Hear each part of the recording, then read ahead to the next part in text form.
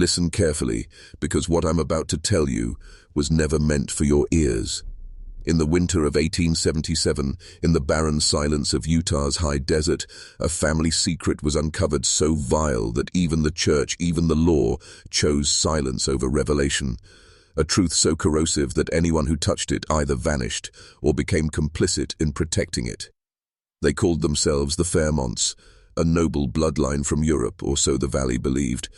But what seeped through their family veins was not nobility.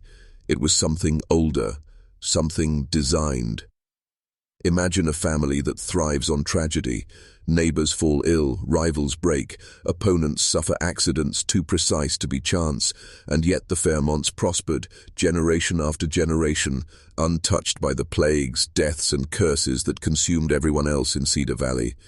To outsiders they seemed blessed, almost chosen, but those who looked too closely began to notice something darker.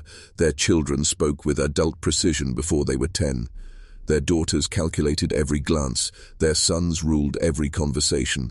They possessed a charisma that wasn't natural, it was surgical, cold. Now picture this. February 1878. A traveling genealogist named Jacob Hensworth arrives in Cedar Valley with nothing more dangerous than a leather satchel. Inside are documents, birth records, death certificates, property deeds, ordinary papers, the kind a professional would carry. But these papers didn't just trace land ownership. They revealed fractures in the carefully constructed identity of the Fairmonts. Records that showed their wealth wasn't inherited. It was built on graves. Lineages erased, marriages falsified, deaths rewritten. The satchel was a bomb, not of gunpowder, but of truth. And the moment Hensworth opened it inside the Fairmont estate, he knew he wasn't just investigating a family, he was stepping into a system, a living experiment, one that had been quietly perfecting itself since the early 1800s, a genetic line bred not for kindness, not for survival, but for dominance. Coldness, manipulation, and violence weren't accidents in this family. They were cultivated traits, handed down like heirlooms, protected like scripture. Think about what that means. While ordinary pioneers prayed for rain and fought to keep their children alive through harsh winters, the Fairmonts never struggled. Their harvests flourished, their children thrived, their enemies fell one by one, and behind the curtain of this prosperity lay the truth. They were practicing a form of selective breeding so brutal, so precise, that it turned blood into a weapon. Fathers teaching sons not morality, but manipulation. Mothers training daughters not in love, but in calculated cruelty. Each generation more refined than the last. Hensworth should have left. He should have burned his notes and ridden east before nightfall. But curiosity is a poison, and he drank deep. What he uncovered went far beyond forged records. It was a pattern, a machine disguised as a family. Each move designed to eliminate threats, to erase opposition, to claim resources through the careful orchestration of misfortune. And what terrified him most was this. They didn't just do it for survival, they enjoyed it. The act of breaking people wasn't just useful to them, it was their inheritance. By the time the truth left Cedar Valley, decades of blood and deceit had already been buried beneath orchards and sandstone walls. The official history remembers the Fairmonts as pioneers, pillars of the community, generous patrons of the church. But the hidden record tells a different story. A dynasty engineered not by chance but by choice, a lineage designed for control. And that is where we begin. This is not simply the story of a family, it was the story of America's most disturbing genetic secret, a secret that forces us to ask how many other families like them are out there, hidden in plain sight, rewriting history while we sleep. Stay with me, because once you hear the rest, you'll never look at bloodlines, heritage, or even your own family the same way again. Cedar Valley in the late 1870s was more than just a settlement. It was an experiment in human order. 400 souls carved out of wilderness, clinging to faith, land, and one another. On the surface, it was paradise, rows of wheat bending under desert winds, cattle grazing on hillsides, sermons ringing every Sunday. But if you looked closer, if you walked the main street and watched the faces of those who lived in the shadow of Fairmont estate, you'd see it. That slight hesitation when someone spoke their name, that nervous silence when a business deal involved their land. Admiration mixed with fear, because everyone in Cedar Valley knew the truth they couldn't speak aloud. Nothing happened here without the Fairmonts. Their estate loomed over the valley like a fortress transplanted from Europe. 3,000 acres of prime land, manicured orchards, sandstone walls glowing red under the Utah sun. To the eye of a passerby, it was refinement, civility, progress. To those who lived beneath its shadow, it was a throne, and Augustus Fairmont, with his silver hair and aristocratic bearing, was the king. He didn't need to shout. He didn't need to threaten. His presence alone was a weapon, because everyone had seen what happened to those who crossed him. You see, the Fairmonts never raised their voices. They never dirtied their hands. Misfortune did the work for them. A rival rancher suddenly crippled by an accident, a merchant's family struck by illness after refusing a contract, a farmer's land mysteriously barren after disputing water rights, and always within weeks the Fairmonts were there to help, buying the land at a fraction of its worth, offering assistance with strings no one dared refuse. To the community, it looked like generosity. To anyone with eyes, it was conquest, silent, patient, calculated. The family's image was polished to perfection. Augustus led church councils, guiding decisions with the measured wisdom of a patriarch. His wife, Elena, hosted gatherings that dazzled the valley, music, imported wine, laughter echoing through sandstone walls while her eyes measured every guest, cataloguing every weakness. Their children were praised as paragons. Theodore, the eldest, managed the estate with ruthless efficiency disguised as business sense. Marcus, the younger son, was a master negotiator whose contracts always ended in Fairmont profit and someone else's quiet ruin. Isabel, the daughter, married into wealth, stitching alliances across Salt Lake City. And then there were the grandchildren, the third generation, beautiful, brilliant, and disturbingly precocious. The valley adored them, but those who got close spoke of their eyes, too sharp, too old, watching, always watching. The consistency across generations was too perfect. Their wealth, their health, their charisma, it didn't look like luck, it looked engineered. While other families buried infants from fever, the Fairmont children thrived without illness. While neighbors struggled through drought, Fairmont fields bloomed. While men worked themselves to bone and ruin, Augustus sat in his study, calm, unbroken, smiling. Do you understand the psychology here? When misfortune becomes your constant companion and your neighbor flourishes untouched, a seed grows inside you, first envy, then suspicion, then fear, and fear, once planted, is the greatest control system of all. People began to believe the Fairmonts were chosen, blessed by God, superior by birth. This wasn't faith, it was conditioning. The family never had to announce their superiority. It radiated from their lives, from their immunity to tragedy, from the whispered rumors that never dared reach their ears. In time, the people themselves reinforced the illusion, repeating it like gospel. The Fairmonts are different, the Fairmonts are above. And so the family stood untouchable, not because of what they said, but because the valley itself became their chorus. And in that silence of complicity, their power grew. Every handshake, every council decision, every marriage alliance fed their dynasty. Behind the laughter of their dinner tables and the hymns of Sunday service, a darker ritual was unfolding. The quiet breeding of traits, the preservation of cruelty, the sharpening of human predators disguised as gentlemen and ladies. By the time Jacob Hensworth walked into Cedar Valley in 1878, the mask was flawless. To everyone else, the Fairmonts were nobility reborn in the desert. But he saw the cracks. He noticed the inconsistencies, the too perfect bloodline, the forged records.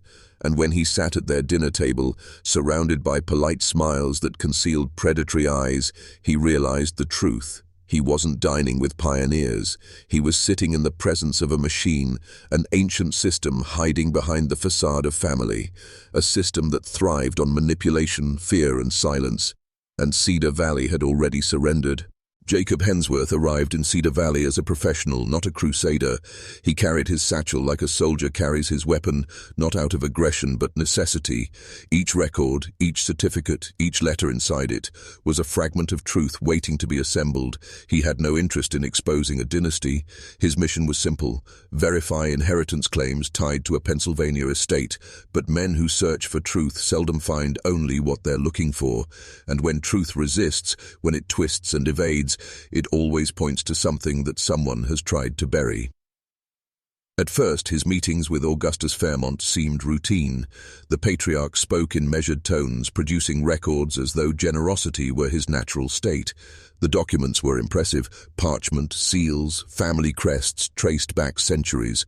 To an untrained eye, they were flawless. But Jacob's eyes were trained, sharpened by years of chasing forgery across dusty archives. He noticed ink too fresh for the century it claimed. He saw spelling errors in parish seals that no authentic record would bear. Most telling, he traced the handwriting. Elegant, consistent, too consistent across decades where styles should have shifted. It was as though a single hand had written the history of an entire bloodline. Still, it wasn't just the forgeries that disturbed him. It was the eyes of Augustus himself. Eyes that followed Jacob not with curiosity but with calculation. When Jacob gently raised concerns, pointing out irregularities that could be clarified with additional proof, Augustus's smile never faltered. But beneath it lay a message Jacob understood instantly. You are being measured. Every word he spoke, every hesitation, every glance, it was weighed. He wasn't speaking to a man defending his family's history. He was speaking to a predator deciding whether to tolerate him or consume him. That night, Jacob dined with the family. The table glistened with crystal glassware and imported china, an impossible luxury for frontier life. But it wasn't the wealth that unsettled him. It was the family dynamic. Every exchange layered, coded, precise. The younger generation listened more than they spoke. Eyes sharp, absorbing every word like predators studying prey. The twins, Augustus Jr. and Victoria, spoke with a sophistication far beyond their 17 years. Victoria's comments about a neighbor's death, delivered with clinical detachment, sent a cold shiver through Jacob's chest. He had studied sociopaths before, but never entire generations raised in the same mold. Later, alone in his boarding house, Jacob opened his satchel to organize his notes. Something was wrong. The arrangement of his papers had been disturbed, his locks unlatched, nothing stolen but everything touched. A warning, delivered with precision. We know who you are, and we know what you carry. That same night, a message arrived. His mother was gravely ill, calling for him to return east. A message delivered by a Fairmont ranch hand. Jacob knew it was a lie. His mother was healthy, her last letter proof of it, but the speed, the efficiency with which this deception had been crafted shook him to his core. This wasn't a family defending honor, this was an institution, a machine, striking back the moment its mask was threatened. He chose caution, he played along, he announced his departure, feigning alarm at his mother's illness, but instead of returning east, he diverted to the county seat. There, in dusty courthouse records, the facade unraveled. The Fairmonts were not Fairmonts at all. They had arrived in Utah under the name Fleer, and before that, in Pennsylvania, they had been the Fulners. Always wealthy, always successful, always leaving a trail of ruin in their wake. Associates dead, rivals bankrupt. Ted, families shattered by tragedy that always, somehow, cleared the path for their advancement. The pattern was too precise. This was not survival, this was not fortune. It was design. And Jacob began to ask the question that burned like acid in his mind. What exactly was being passed down in this family? Was it simple cruelty taught from father to son? Or was there something deeper, encoded in their blood? Something deliberately bred, honed, cultivated over generations until cruelty itself became inheritance. He stared at the records late into the night, sweat gathering on his brow. The answer wasn't written in the courthouse archives. It was written in the children, the way their eyes gleamed when others suffered, the way their voices carried authority far beyond their years.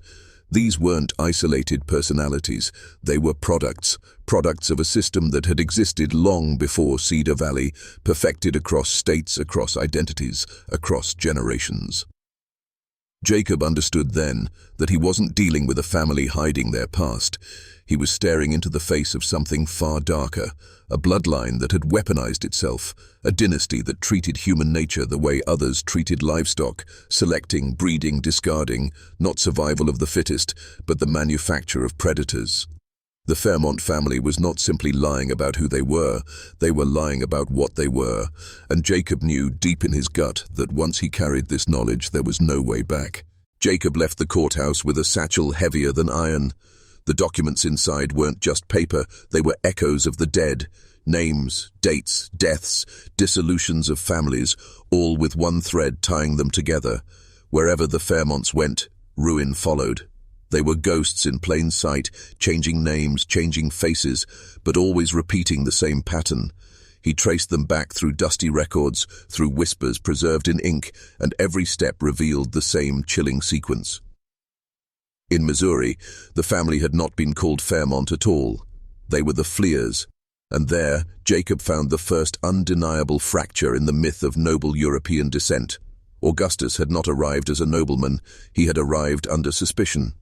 Court records marked his name in connection with questionable deaths. Nothing proven, of course, nothing ever proven. But Jacob saw the pattern. Business partners who died suddenly, rivals whose fortunes collapsed overnight, widows who sold properties to the Fleers for pennies after husbands mysteriously perished. One case in Independence chilled him to the marrow. A merchant, healthy, wealthy, and stubborn, refused to sell his store to Augustus Fleer. Weeks later, he was found dead in his bed, the local doctor attributing it to heart failure. His widow, left with crushing debts and no protection, sold the store to Fleer for a fraction of its value. The transaction was clean, legal, unremarkable, but Jacob understood. This was no accident. This was a precision strike, a man removed, a resource acquired. In Lawrence, Kansas, the story repeated. A landowner disputed boundaries with Fleer over a tract of fertile farmland. The man died weeks later when his horse collapsed crossing a bridge. Locals whispered the bridge had been tampered with, weak boards strategically placed, but no evidence ever surfaced. The widow, again, sold the land under pressure. The Fleers prospered. The dead were forgotten. Jacob's notes grew darker as he traced further back. It wasn't just accidents. Entire families seemed to unravel after crossing them. Children struck by sudden fevers while neighbors' children remained untouched. Crops withered on land adjacent to Fleer holdings while their fields thrived under the same weather. Investments collapsed for men who opposed them, often after receiving insider advice that proved fatal. The pattern was always the same, misfortune engineered with surgical precision, timed to strike when victims were weakest, ensuring the Fleers stood untouched and victorious. But it wasn't just the outcomes, it was the consistency. Year after year, town after town, their rise was mirrored by the ruin of others. This was no accident of history. It was strategy, and more than that, it was ritual. Jacob found himself haunted by conversations he'd had in Cedar Valley. The cold words of young Victoria, dismissing a neighbor's death with icy logic. The sharp eyes of Augustus Jr. watching every adult with predator calm. They were not anomalies. They were continuity. The same coldness that marked the Fleers in Missouri had passed seamlessly into the Fairmont grandchildren in Utah. Different names, different generations, same essence. It was then Jacob understood he was staring at a form of selective inheritance, not just the passing of wealth, but the cultivation of character, dark character. Other families hoped their children would survive, prayed they would be good, moral, strong. The Fleers, Fairmonts, wanted something else. They wanted children who could manipulate, dominate, and destroy without hesitation, and so they bred it. They pruned their line with merciless precision, discarding weakness, rewarding cruelty, ensuring that each generation grew colder, sharper, more dangerous. This was not evolution, and it was engineering. Jacob's hands shook as he flipped through the last set of records from Pennsylvania, where they had once been the Fallners. Business partnerships dissolved in scandal, competitors bankrupted, accidents too consistent to be coincidence. He interviewed an aging sheriff who remembered the family well. "They were different," the old man rasped, his eyes heavy with memory. "Not just wealthy, not just clever. They looked at people like livestock. Every man and woman in town was being measured, tested. You could see it in their eyes. If you were useful, they'd charm you. If you weren't, you'd be ruined. Always smiling, always polite. But behind it, they were deciding if you were worth keeping alive." That single word, livestock, clawed at Jacob's mind. It explained everything. The forged nobility, the sudden deaths, the polished children with predator eyes. This was not just about wealth. It was about breeding a class apart from humanity. They were creating themselves as rulers, not through conquest of armies, but through conquest of blood.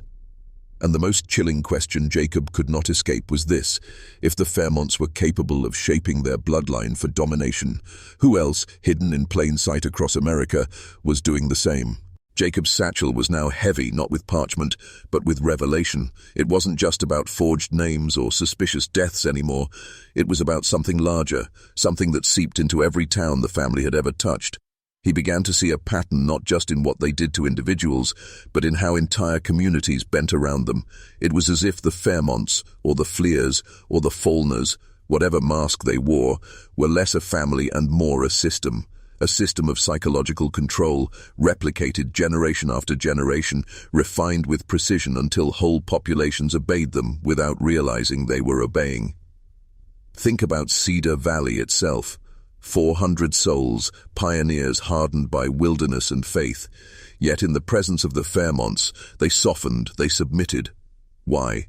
Not because Augustus shouted commands or waved weapons, but because he didn't have to. Authority radiated from him, reinforced by the polished image of his estate, the wealth of his family, the flawless health of his children. To the valley, the Fairmonts seemed chosen, immune to the misfortunes that plagued ordinary men. And when tragedy struck their rivals, it only reinforced the illusion. Misfortune became proof of destiny. This is how control works. Not by overt violence, violence breeds rebellion, but by weaving a narrative so convincing that people police themselves. The Fairmonts didn't tell their neighbors they were superior. The neighbors told each other. They repeated it like prayer. The Fairmonts are different. The Fairmonts are blessed. Every misfortune of others, every triumph of the Fairmonts became another verse in a scripture of submission.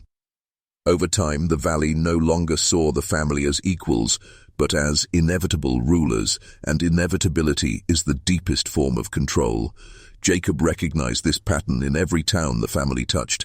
In Missouri, after the merchant's sudden death, the community didn't blame the Fleers. They called it providence or bad luck, and when Augustus purchased the widow's store, they saw him not as a vulture, but as a savior. In Kansas, when the landowner's horse collapsed on the bridge, no one asked why the boards were weak. They spoke of God's will, of cruel chance. Always the Fleers emerged untouched, untarnished. Always the victims were forgotten. The family didn't need to silence dissenters. The community did it for them. This was not coincidence. It was engineering. The Fairmonts had perfected the art of narrative manipulation long before propaganda became a science. They understood that people crave explanation, that they will embrace even the darkest interpretation if it means their world remains coherent. And so the Fairmonts created coherence. We thrive because we are chosen. You suffer because you are weak. And once a man accepts that story, he no longer resists. He bends. He submits. It struck Jacob that the Fairmonts were not merely a bloodline.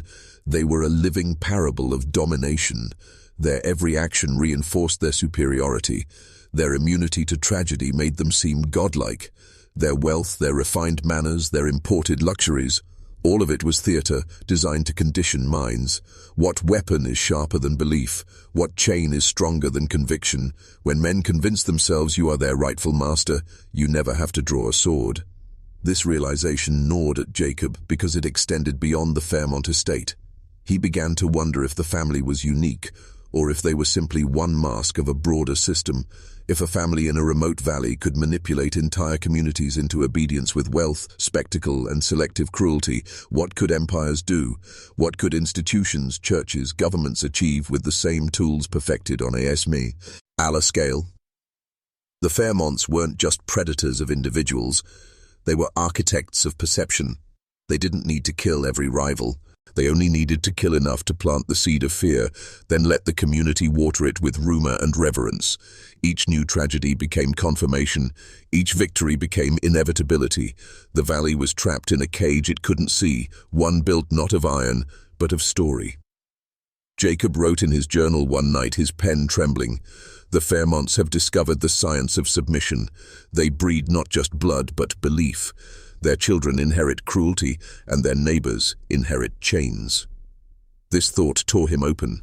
If their cruelty was deliberate, if their image was engineered, then Cedar Valley was not a frontier settlement at all. It was a laboratory, a proving ground for psychological domination passed from father to son, mother to daughter. The valley's silence, its complicity, its worship, it was the real inheritance, just as much as the bloodline itself. And Jacob understood. To expose the Fairmonts, he would not only have to prove their forgeries or their crimes. He would have to break the spell. He would have to rip apart the narrative that bound the valley to their rulers, and that, he realized, might be more dangerous than any forged document or hidden murder, because when a man's chains are invisible, he fights to protect them. Jacob had studied records, whispers, and deaths, but papers alone could not explain what he felt at that long dining table, nor what he observed in the fleeting glances between parent and child. To understand the Fairmont dynasty, he needed to see not just what they did to their enemies, but what they did to their own. Augustus invited him often, always courteously, always with that predator's smile, to dine with the family. Jacob accepted, though every meal was both theater and interrogation. Each detail etched itself into his mind. The dinners were more than meals, they were rituals. Augustus presided at the head of the table like a monarch, his wife Eleanor opposite him like a high priestess. The children flanked them in order of age, each seat assigned, never shifted. Conversation was structured. One child posed a question, another answered. Then Augustus judged the quality of the answer. No chatter, no laughter. It was instruction disguised as conversation. Jacob realized he was watching the shaping of minds. The questions disturbed him. They were never about arithmetic or scripture alone, though both appeared in polished recitations. More often they were moral puzzles, scenarios drawn from real events in Cedar Valley. "What should a man do if his neighbor steals livestock?" Augustus Jr. asked one night. Victoria's response was immediate, precise.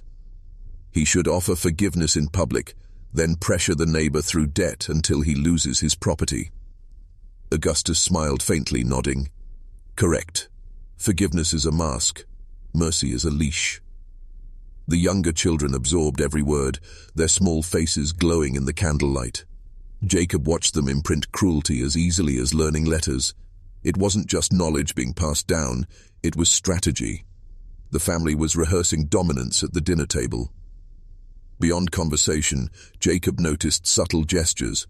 Rewards and punishments invisible to outsiders.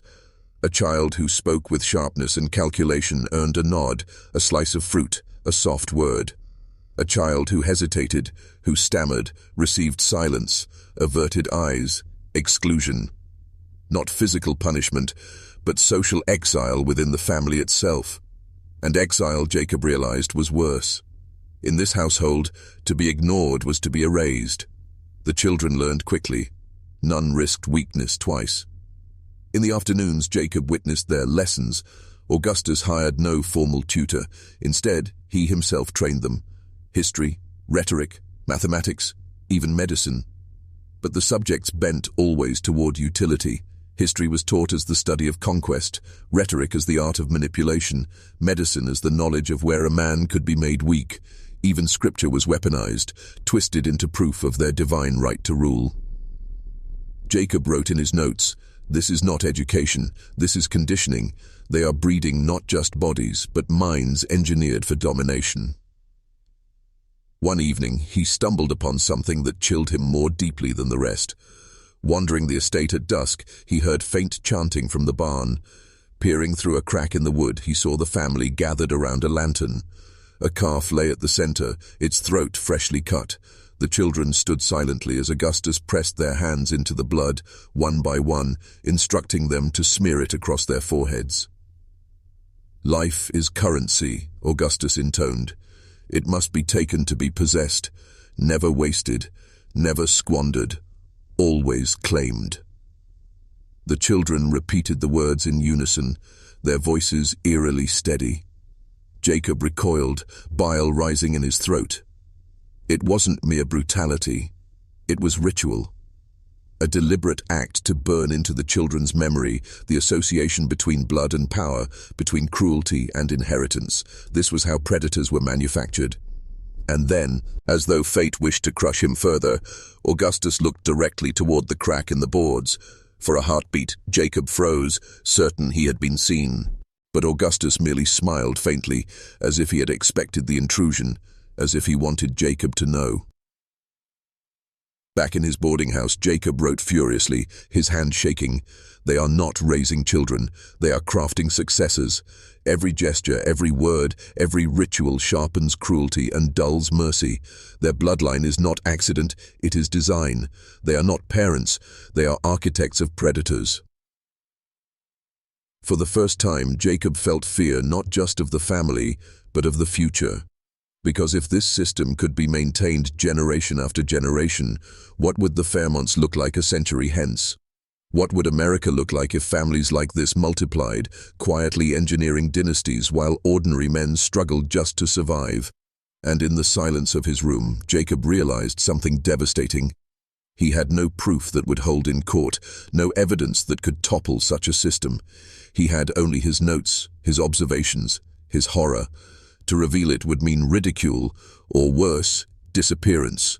To conceal it would mean complicity. The Fairmont children were watching him now, their young eyes sharp, unblinking, assessing.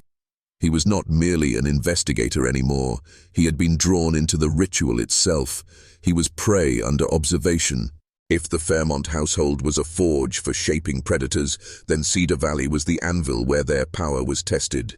Jacob began to see the rhythms of control in the life of the town, the way the family's influence extended into every home, every prayer, every whispered rumor. What happened at the Fairmont table was rehearsal. What happened in the valley was performance. The family gave generously, but never freely. Augustus donated lumber for the new church roof, but in exchange the pastor wove sermons praising his wisdom and providence. Eleanor hosted charity suppers for widows and orphans, but every plate of food was served beneath portraits of the family, and every guest left murmuring their gratitude not to God, but to Fairmont benevolence. To receive help was to become indebted, and debt was the strongest chain of all. Jacob saw how even the smallest gestures reinforced hierarchy. When a child fell ill, it was Fairmont medicine that cured him. When a barn burned, it was Fairmont timber that rebuilt it. The family never missed an opportunity to insert themselves as indispensable. Over time, townsfolk no longer asked whether the Fairmonts should be in charge. They assumed it, as naturally as they assumed the sun would rise. But generosity was only one pillar. Fear was the other. Misfortune struck with eerie precision. A farmer who grumbled too loudly about the family's wealth lost 2 oxen overnight to a sudden sickness. A woman who criticized Eleanor miscarried within a fortnight. A shopkeeper who questioned the miraculous Fairmont harvest watched his own fields rot while theirs flourished. No proof ever tied these tragedies to the family, but everyone in Cedar Valley drew the same conclusion. To oppose them was to invite ruin, and so most people didn't oppose. They smiled, they nodded, they whispered praise. Even their silences were tribute. Jacob not iced another device of control, ritualized fate. Augustus spoke often in public of destiny, of how some bloodlines were chosen by providence. He never named his own, but everyone knew the implication. The Fairmonts cultivated omens, coincidences that seemed to confirm their divine right. A storm that destroyed 3 farms but spared their fields was proclaimed a sign of blessing. A child's recovery after Fairmont intervention was told and retold until it became miracle. Even accidents seemed to fall into their narrative, always confirming the same story. They were meant to rule. The valley, desperate for meaning in a hard land, embraced these signs. It was easier to believe in divine hierarchy than to confront the possibility of deliberate cruelty, and so, with every passing season, the Fairmonts ceased to be merely wealthy neighbors and became something more. Figures of awe, pillars of fate. The townsfolk no longer asked whether the family was dangerous. They asked only what the family's destiny required of them. Jacob observed one Sunday as Augustus stood at the back of the church, his arms folded, his gaze sweeping the congregation. The pastor's sermon wound toward a crescendo, declaring that God places rulers where he wills, and to resist them is to resist him. At that moment, Jacob watched the townspeople's eyes flick instinctively to Augustus, just for a breath, just long enough to acknowledge the truth beneath the sermon. No words needed to be spoken. Everyone knew, everyone accepted. This was domination perfected, charity that enslaved, fear that silenced, fate that sanctified. And yet, most terrifying of all, it was invisible. Ask any man in Cedar Valley if he was oppressed, and he would laugh. He would tell you the Fairmonts were a blessing, that their success was proof of God's order, that misfortune fell only on those who strayed. They were not princes, owners. They were believers. And belief is a cage no key can open. Jacob's pen scratched late into the night. The valley bends around the Fairmonts as trees bend to the wind. They do not see chains because the chains are made of faith, and faith, once rooted, grows deeper than iron. He began to feel the weight of futility. What weapon could shatter such a spell? What proof could turn faith into doubt? To accuse the Fairmonts would not free the valley. It would make Jacob the heretic, the outsider, the one who defied providence. The people would not defend him. They would denounce him. And yet, even as despair pressed against him, Jacob felt a rising clarity. If the Fairmonts' power rested on secrecy and illusion, then the only path forward was exposure, not just of their crimes, but of their methods. He could not save Cedar Valley alone, perhaps not at all, but he could record, he could reveal, he could tear open the curtain for those who came after. Still, as he extinguished his lamp and stared into the darkness, he could not shake the feeling that the Fairmonts already knew what he was doing, that they allowed his investigation not out of ignorance, but out of amusement, that he too was being folded into their story, another character in their ritual of dominance, and the more he thought of their eyes upon him, the more he wondered, was he recording history or being written into it? For weeks, Jacob tried to persuade himself that Cedar Valley was an aberration, a grotesque fluke. Perhaps the Fairmonts were merely one family gone rotten, a local tyranny whose reach ended at the ridgeline. But his research, his satchel full of papers and clippings, told another story. The further he traced their history, the more it resembled not a single lineage but a branching pattern, a web stretching across states and decades. In St. Louis, he found records of the Fleers marrying into the merchant family they had ruined. In Kansas, the Faulners secured their claim by wedding the daughter of the landowner who perished on the bridge. In every case, misfortune struck a rival, and within a generation the Fairmont alias had entwined itself into the victim's inheritance. Land, businesses, bloodlines, all absorbed, consolidated. It was then Jacob realized the family was not content with survival.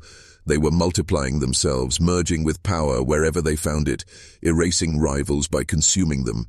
Each generation the name shifted, but the method did not. This was not improvisation, it was a design.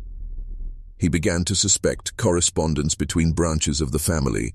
In an old trunk at the county records office, he found letters written in the same meticulous hand he had seen in Augustus's library, though dated 50 years earlier and signed with a different surname. The letters spoke obliquely of arrangements, corrections, and the preservation of strength. They were not addressed to local figures but to recipients in distant towns, Ohio, Virginia, even New York. Jacob felt his stomach lurch. These were not isolated tyrants. They were kin, spread across the continent, sharing methods, guarding secrets. What if the Fairmonts were not simply raising predators for Cedar Valley, but breeding successors for an America that would one day be theirs? The thought gnawed at him.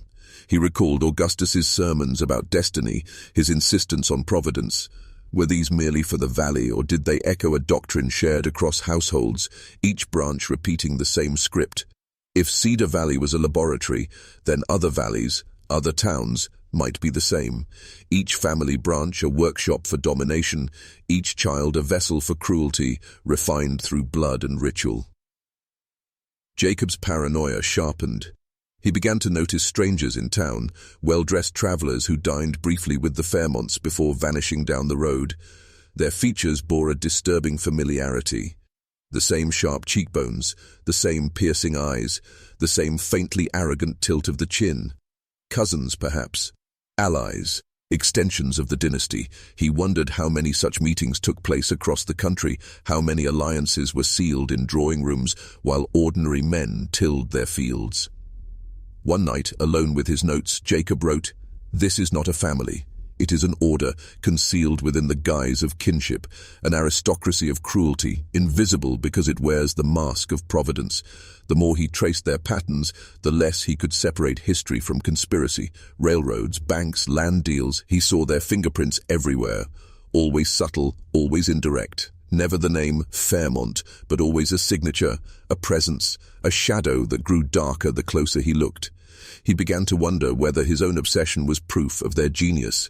Had they designed their story so well that even exposure became entrapment? Still, he could not stop. He compared names, drew lines across maps, sketched genealogies that spiraled outward like veins in marble. At the center sat Augustus and Eleanor, but they were only one face of the many-headed beast. Around them, other names, other branches, all linked by the same methods: strategic marriage, sudda, in misfortune, ritualized education, engineered succession. A system that devoured not just individuals but generations. And the most horrifying realization of all, the Fairmonts were not preparing for dominance. They already had it. Quietly, invisibly, in ways no one recognized.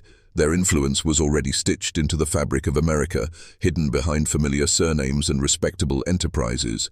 While men like Jacob struggled to expose them, the families were planting children in schools, churches, governments.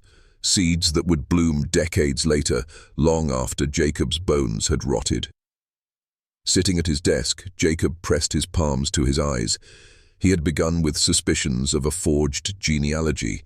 Now he was staring into something vast, something that felt less like a family and more like a hidden architecture of power. The Fairmonts were a symbol, a cipher. To name them was to glimpse the edges of a design too large for one man to chart. He wrote in his journal, the words heavy as confession. "If I fall silent, let it be known, the Fairmonts are not alone. They are legion, scattered across this nation, bound not by law or scripture, but by blood, cruelty, and inheritance. They are not building a dynasty. They are the dynasty, older than our republic, and they are writing us all into their story." When he set down his pen, Jacob realized the silence around him felt unnatural. He glanced toward the window. In the dark of the street, he thought he saw a figure standing very still, watching. Jacob had once believed himself an observer, a man standing outside the storm, recording it in his notebooks with the cold precision of a historian. But as summer deepened, that illusion withered. He no longer felt like a witness. He felt like quarry. It began with small disturbances, the kind that could be dismissed as paranoia. A page missing from his notes, though he was certain he had not torn it. A chair angled slightly differently in his boarding room when he returned from the courthouse. Footsteps in the hall at night that ceased the moment he stirred. At first, Jacob tried to explain them away. The boarding house was drafty, its doors often shifting in their frames. Perhaps the landlady had tidied his room, perhaps the footsteps belonged to another lodger. But the explanations rang hollow, and soon the signs grew too precise to ignore. One evening, returning from the archives, he found his ink bottle uncorked, the stopper laid neatly beside it. Beside the bottle sat a scrap of paper on which someone had written in a steady hand, "Your pen is a dangerous blade. Take care how you wield it." The message was unsigned. It did not need to be. From then on, Jacob felt eyes on him constantly. At the tavern, men glanced at him and looked away too quickly. At the post office, letters addressed to him bore smudges as though others had handled them. Even children in the street stared at him with an unnerving stillness, their expressions too solemn for their years. Worst of all were the family dinners. Augustus never mentioned Jacob's inquiries directly, yet his conversation seemed always to circle them. He would speak of men who dug too deep into the past, or of historians who forgot that they too would one day be history. Each phrase felt like a blade pressed just beneath Jacob's ribs, light enough not to draw blood, sharp enough to promise it could. One night, Victoria, the eldest daughter, spoke across the table, her voice calm, her gaze locked on him. "Some men think they are chroniclers," she said, as though reciting a lesson. "But really they are characters. They do not write the story writes them." The others nodded in agreement. Augustus smiled faintly. Jacob could not speak. His fork hung frozen above his plate. He left the estate shaken, his notes clutched to his chest as though they were talismans. In his room he wrote furiously, "They know, they have always known. I am not documenting them. I am being folded into their ritual. My investigation is not resistance, it is participation." Sleep abandoned him. Nights stretched long, filled with the creak of floorboards and the scratch of unseen quills. Once, waking in the dark, he saw a figure at the foot of his bed, slender, unmoving. He blinked, and it was gone, but on the bedside table lay a fresh apple, polished to a gleam. He had not placed it there. By day, he clung to his task with manic devotion. He copied his notes in triplicate, hiding one set beneath the floorboards, another behind loose plaster, another sewn into the lining of his coat. Yet even as he wrote, he wondered whether the act was futile. If the Fairmonts shaped fate itself, what chance did paper and ink hold? The valley no longer felt like a place of wood and stone. It felt like a stage. Every glance, every accident, every silence seemed scripted, and Jacob was trapped in the play, a role written for him long before he arrived. The realization struck him with suffocating clarity. The Fairmonts had been watching him not with hostility, but with amusement. His investigation was no threat. It was enrichment, another proof of their supremacy, another story to fold into their mythology. And when his end came, as surely it would not be seen as silencing him, it would be seen as destiny. Late one night, as thunder rolled over the valley, Jacob pressed his forehead to the window pane and whispered to his own reflection, "I am no longer asking whether I will fall. I am asking only how they will write it." And outside, in the flicker of lightning, he saw them, two figures standing in the rain at the edge of the lane, watching his window with unblinking patience. They did not move. They did not need to. Their stillness spoke the truth he could no longer deny. The Fairmonts had claimed him. The last weeks of Jacob's account no longer resembled a historian's ledger. His handwriting grew erratic, sentences spiraling into jagged loops, margins filled with desperate addendums. What had begun as careful documentation had become a confession, half warning, half prayer. He wrote as though pressed by invisible hands, as though the ink itself was bleeding out of him. "They are in my room even when I am alone. I hear them in the wood of the floor, in the breathing of the walls. They do not knock, they do not enter, they are already here." Every day the valley seemed emptier of allies. The innkeeper no longer greeted him. The pastor averted his eyes. Even the archivist, who once passed him clippings with conspiratorial nods, refused to meet his gaze. It was as though the entire town had silently agreed to erase him before the Fairmonts even struck. But the clearest signs came in objects left for him like offerings, a sprig of rosemary on his desk for remembrance, a child's toy carved in the shape of a coffin, a slip of paper tucked into his coat pocket with the words, "History ends in blood." None bore names, yet all carried the same signature of inevitability. Jacob's notes shifted from observation to reckoning. He stopped asking, "What are they doing?" and began asking, "What am I to them?" His answer came like a revelation written in fire. They do not fear exposure because exposure is part of the ritual. Every attempt to reveal them feeds their myth. The hunter who chronicles their cruelty becomes their prey, and his fall becomes another parable of their dominion. To resist is to serve. To speak is to testify against oneself. Silence is the only rebellion. But silence is also defeat. He grew thinner, his face hollowed. At the tavern, men whispered that Jacob looked like someone already buried. At night, he dreamed of the Fairmonts seated around their long table, reciting not prayers but names, his name, again and again until it became meaningless sound, until it dissolved into laughter. And still he wrote, because writing was all he had left, because if his words could not destroy them, perhaps they could poison their triumph, staining their legacy with doubt. On the final pages, his script trembled but remained legible. If these notes are found, know this. The Fairmonts are not one family but a multitude, scattered across the nation like seeds of iron. They marry, they absorb, they erase. They do not kill for hunger but for design, cultivating their heirs as carefully as farmers tend orchards. Their cruelty is not vice but inheritance. Their dominion is not ambition but doctrine. Do not look for justice here. The valley is theirs. The law is theirs. Even the church bell rings to their rhythm. My disappearance will not be investigated, for it will not be seen as disappearance at all. It will be seen as providence, a tale to be whispered beside firesides. The stranger who questioned too much, and whom destiny corrected. The last entry bore no date, only a scrawled line across the page, as if the pen had been seized mid-sentence. Beneath it, in a steadier hand, as though written by someone else, appeared a single note. Mr. Greaves has returned to his maker. His writings are preserved as testimony to his zeal, though sadly misdirected. Let all men be reminded, to trespass on sacred inheritance is to trespass upon God's will. No signature, none was needed. The journal ended there. The innkeeper claimed Jacob had departed one night without notice, leaving his rent unpaid. The pastor preached a sermon on the dangers of prideful inquiry. The Fairmonts hosted a supper that same week, their laughter carrying across the valley.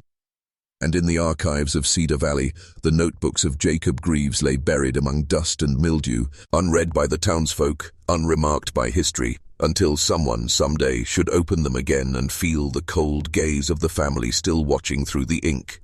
Years later, when strangers passed through Cedar Valley and inquired about the man who once haunted its records office, the townsfolk answered with shrugs or half-remembered stories. Some said Jacob Greaves had been a scholar who lost his mind in the archives. Others claimed he had fled in shame after debts caught up with him. A few whispered he had been taken by illness, buried in a pauper's grave on the edge of town. None mentioned the Fairmonts. None needed to. For those who lived in the valley, Jacob was not a tragedy but a lesson. Children were told in quiet tones about the man who thought he could unravel providence with ink and curiosity. See what came of him, mothers warned, when he forgot his place.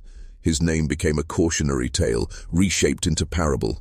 Not Greaves the historian, but Greaves the fool. Yet his notebooks remained, not in the archives where he had toiled, but in the locked cabinets of the Fairmont library. Visitors glimpsed them sometimes, leather-bound volumes stacked neatly beside the family Bible. When asked, Augustus would smile faintly and say they were an eccentric traveler's misguided account, a curiosity of no consequence. But now and then, on winter nights, the family gathered around the hearth to read passages aloud, savoring them as one might savor a play in which the ending was already known. To the Fairmont children, Jacob's words were not accusations but affirmations.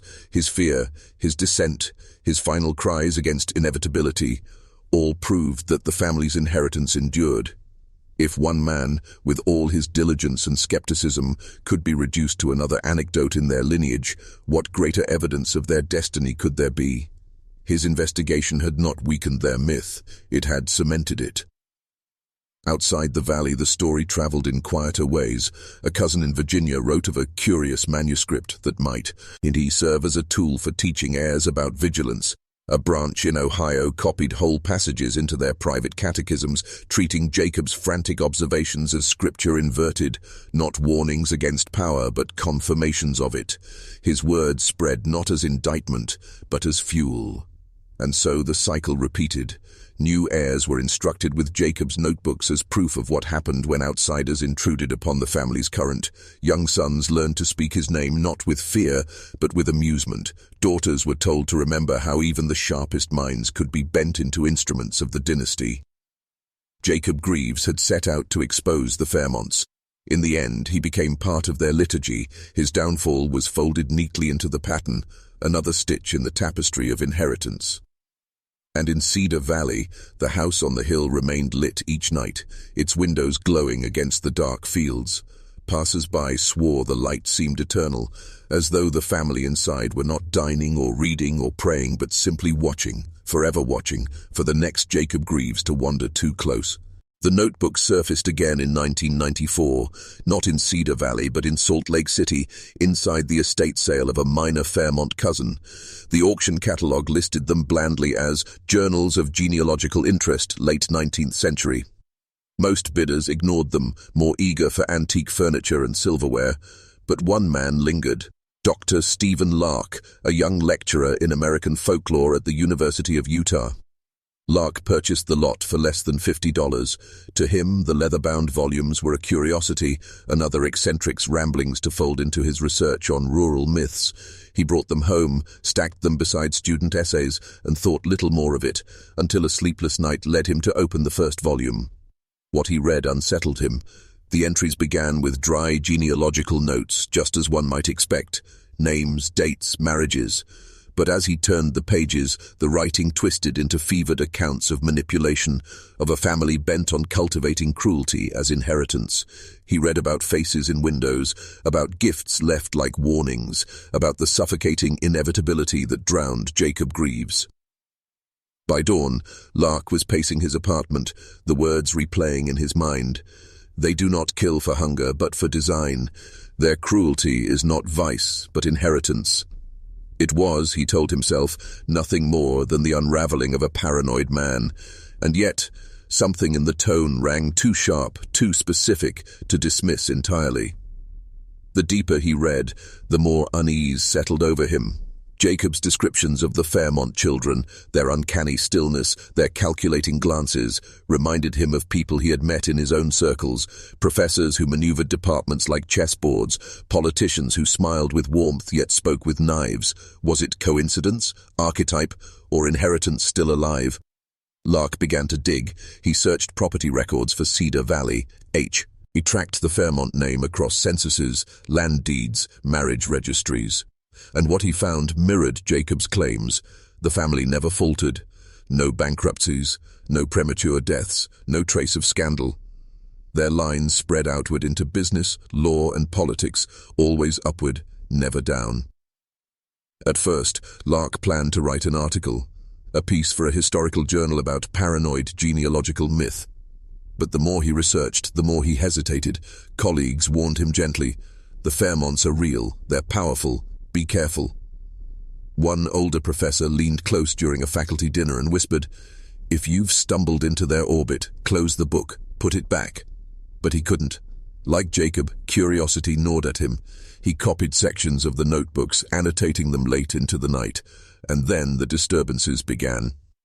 His office was broken into, nothing stolen, but the notebooks left open on his desk, a passage underlined in neat, unfamiliar ink. The story writes them. At home, his phone rang with silence. Students reported a tall man lingering outside his lectures, watching but never attending. One morning, he arrived on campus to find a note slipped beneath his door. "You are not the first to inherit his words. You will not be the last." Lark stared at it for hours, Jacob's warnings pulsing in his mind. He realized with cold clarity the notebooks were not relics of a dead myth. They were conduits. To read them was to step into the pattern. And like Jacob Greaves, he had already stepped too far. At first, Dr. Stephen Lark believed he could outmaneuver them. He was not Jacob Greaves, isolated in a valley in the 19th century. He was a modern academic with access to digital archives, travel, colleagues who might corroborate his work. Yet the further he pressed, the more he felt those supposed advantages dissolve around him. The Fairmont name appeared everywhere once he began looking: a federal judge in Virginia, a congresswoman in Illinois, a real estate dynasty in Los Angeles, none of them overtly connected, yet their genealogies interlocked like strands of a single rope. Even marriages that seemed coincidental at first revealed a pattern: unions with families of influence, alliances renewed generation after generation. Lark assembled the evidence obsessively, building charts across his office walls. But he noticed odd disruptions. Photocopies vanished from folders, digital files corrupted. A thumb drive containing weeks of work was found snapped neatly in two, placed back in his desk drawer without a trace of forced entry. He began to sense the same invisible theater Jacob had described, the feeling of being watched not by one person, but by a system. His lectures drew new faces in the audience, men and women with polite expressions who never spoke, never took notes, only observed. At first he dismissed them as curious locals. Then he recognized them turning up at conferences in other states, always seated in the back, always silent. One evening, grading papers at home, he found an envelope slid beneath his door. Inside was a single page, photocopied from Jacob's notebook, the ink fading but legible. The valley no longer felt like a place of wood and stone. It felt like a stage. Beneath the line, written in fresh pen, "Does it feel familiar, Stephen?" Sleep became impossible. Lark kept lights on through the night, though shadows seemed to lengthen regardless. Yet he heard footsteps in the stairwell outside his apartment. Once at 3 in the morning his doorbell rang. When he peered through the peephole, no one stood there, only a small box resting on the mat. Inside lay a family photograph, modern, in color, a young couple with 3 children, all smiling at the camera. On the back was written, "The inheritance continues." For the first time, Stephen considered abandoning the project, burning the notebooks, forgetting everything. But when he looked at Jacob's frantic script, he understood. Retreat was also part of the ritual. Greaves had tried to resist and been folded into the myth. Lark now realized there was no safe path, only different kinds of absorption. And he began to wonder, in moments of sleepless clarity, whether even his notes were truly his own. By the spring semester, Dr. Stephen Lark no longer lectured from memory. His voice trembled, his eyes darted toward the door, expecting interruption. Students whispered about his decline, how he had aged a decade in mere months. The administration noticed too, though they framed it more clinically: overwork, stress, the need for leave. But Lark knew better. The notebooks had become his burden and his tether. He carried them in a weathered satchel everywhere he went, unable to leave them behind even for a grocery trip. He no longer trusted locks or drawers or even fire. For in the back of his mind, he knew Jacob Greaves must have considered burning them too. And yet the words survived. Always. That was the cruelest revelation. Destruction was impossible. The Fairmonts allowed the notebooks to persist, not despite their exposure, but because of it. Each reader, Greaves, Lark, and whoever came after, was merely a link in the chain, a participant in a ritual disguised as testimony. 3 choices appeared to Lark, none offering mercy. He could publish them, scatter Jacob's accusations across academic journals or even mass media, but he understood what would follow: ridicule, dismissal, the same parable of hubris that had consumed Jacob. To publish was to become entertainment, a cautionary story retold at the Fairmonts' firesides. He could destroy them: fire, water, burial. But destruction was part of the myth too. What burned today might surface tomorrow in some other attic, some other estate sale. The words were not paper. They were contagion, using their hosts to propagate. Or he could hide them, sealing them away in the hope that forgetting would starve the pattern. Yet he knew forgetting was also what the Fairmonts desired. Each silence, each vanishing folded neatly into their dominion. One night, seated at his desk with a single lamp lit, Lark wrote a note to himself on university stationery. "Whatever I choose, I am not choosing freely. The choice was written long before me." The next morning, colleagues found his office emptied except for a cardboard box on the desk. Inside lay the notebooks, arranged neatly, a ribbon tied around them as if for delivery. On top was an envelope addressed simply, "To the next."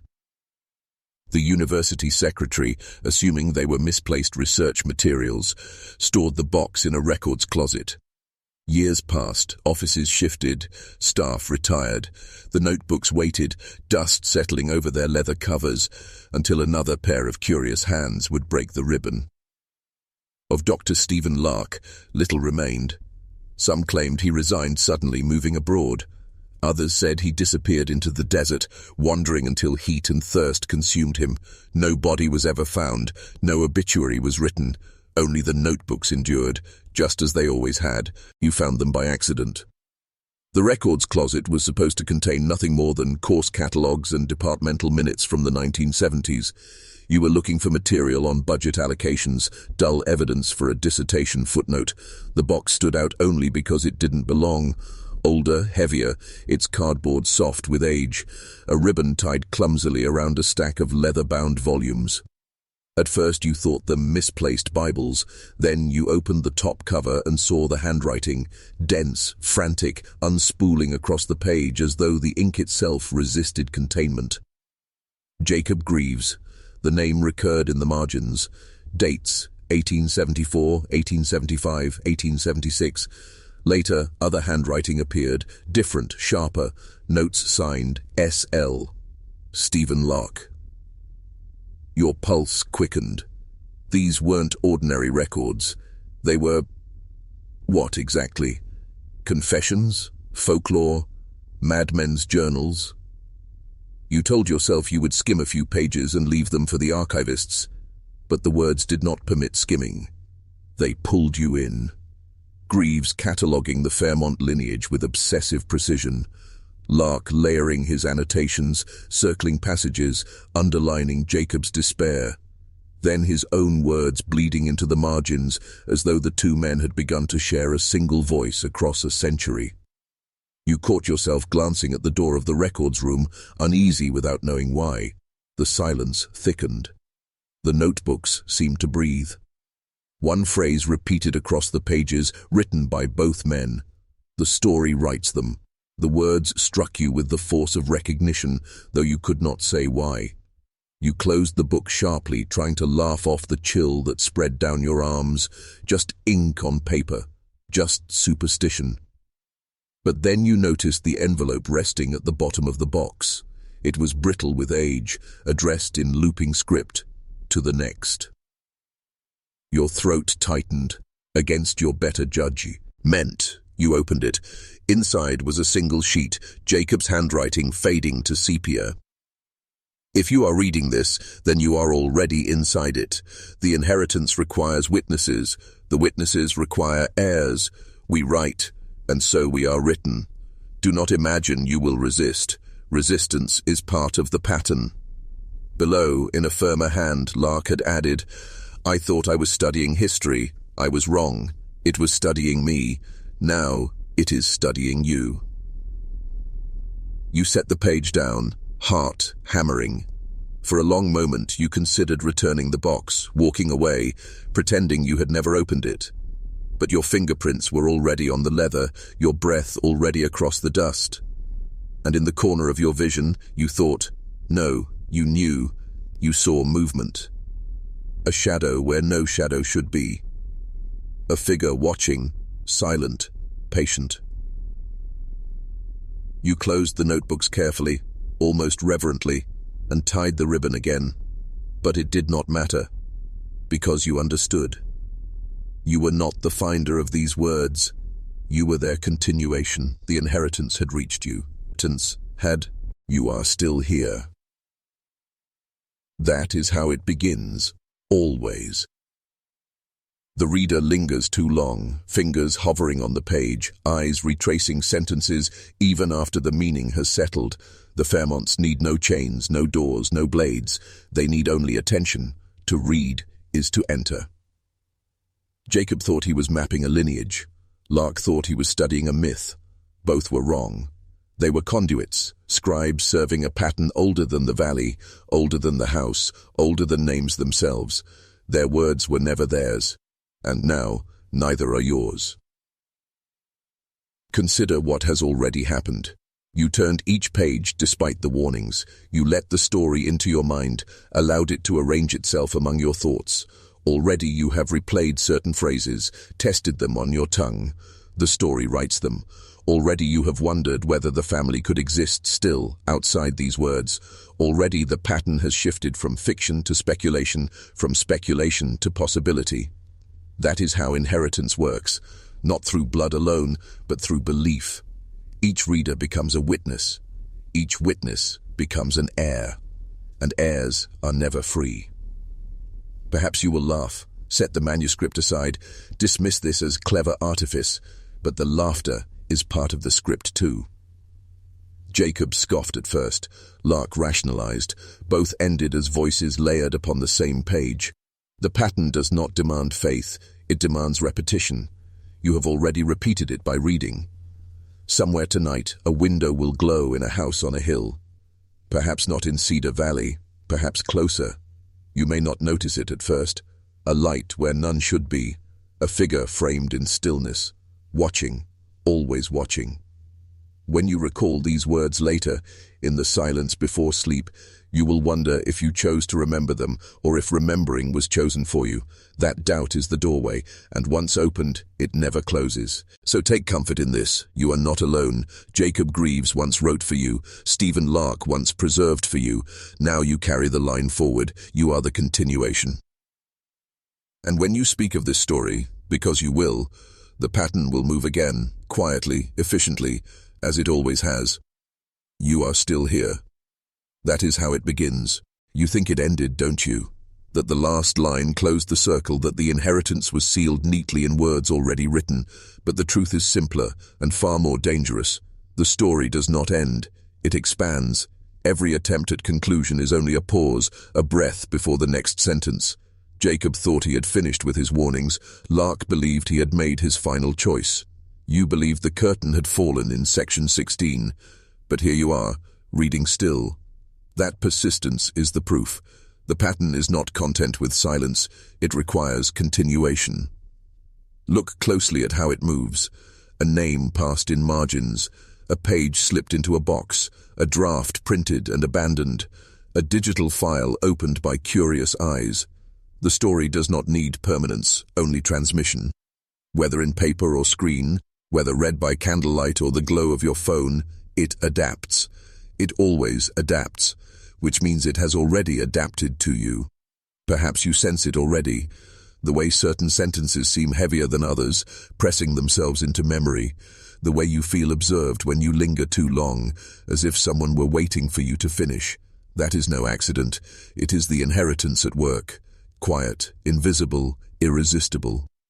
You may wonder who speaks now. Is it Greaves, still whispering across centuries?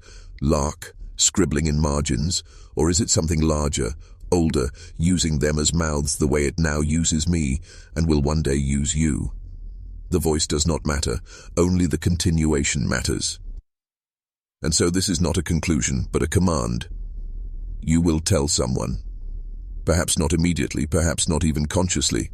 A remark about a strange manuscript, a story repeated late at night, a detail that slips into conversation. However small, however careless, it will be enough. That is the pattern's genius. It requires only a whisper to survive. You are not closing the book. You are carrying it forward. Do not look for escape. The Fairmonts never needed your obedience. They only needed your attention, and you have already given it freely. So the question is not whether the story continues. The question is how, and through whom, and when you will realize you have become its next chapter. It has already begun. The silence after you close the book is not silence at all. It is listening. Rooms do not remain empty once the inheritance has passed through them. They keep its residue, like dust clinging to unseen surfaces. You may leave the light on, turn music high, drown yourself in distraction. It does not matter. The story sits with you in the corner, patient, waiting for the moment your attention falters. That moment always comes. For Jacob, it was a lantern guttering in the dark. For Lark, a doorbell at 3 a.m. For you, it may be something smaller, more intimate, a faint knock when no one is there, a reflection behind you in glass, the sudden certainty that the name Fairmont will appear where it should not. A headline, a byline, a property deed, a whisper in casual conversation. The family survives not by blood alone, but by recognition. Every time their name is read aloud, every time their pattern is glimpsed in secret histories, their reach grows longer, and you, by reading these words, by carrying them in your memory, are already helping them breathe. That is why the notebooks never perish. That is why fires fail, floods fail, forgetting fails. The inheritance cannot be killed because it is not truly a story. It is a shape, repeated endlessly until it becomes truth, and the shape has now wrapped around you. You will sense it soon, the alignment of small things, a stranger on the train whose eyes hold yours too long, a number repeating on receipts, an unfamiliar voice answering when you pick up the phone, then falling silent.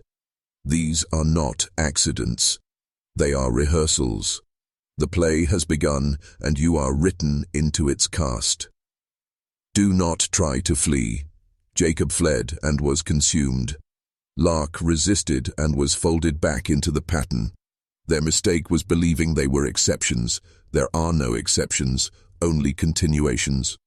When you remember these words, Tomod, you may feel the urge to share them, to test their weight on another ear, and in that moment, without even meaning to, you will know you have done exactly what the story requires. The inheritance does not rest, it moves, and now it moves through you. At first, it is the smallest shifts. The clock on your wall ticks with uneven rhythm, as though its hands hesitate before obeying time. The hallway of your home feels longer than it should, the distance between door and window stretched by some imperceptible degree. Objects resist where you left them, a glass an inch closer to the edge of the table, a book angled differently on its shelf. You tell yourself fatigue explains it, the notebooks, the late nights, the weight of suggestion. But fatigue does not alter architecture. Fatigue does not carve a shadow where no source exists. One evening you notice a door in your home that you do not recall ever using. It is plain, unadorned, blending almost seamlessly into the wall.